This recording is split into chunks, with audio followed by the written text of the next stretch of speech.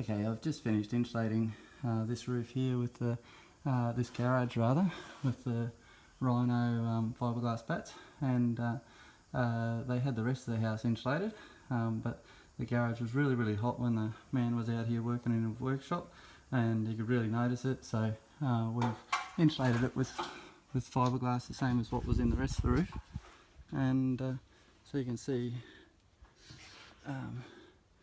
that's the fiberglass insulation all in the garage, right, and no gaps. Now, and then we pan around, you can see this is the other job, and you see how you can see the edge of that bat. That's because there's a gap in front of it, and there's a gap over around that flue.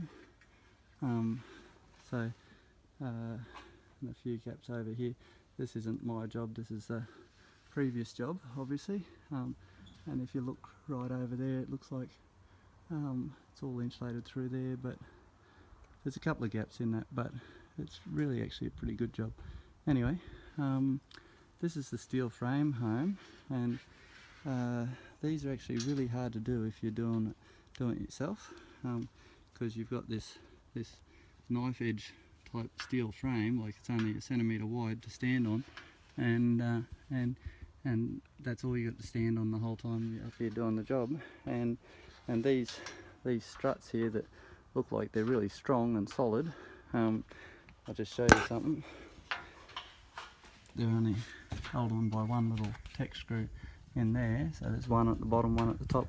So if you pull on that and it happened to be over tightened and threaded, then that'll come off, right?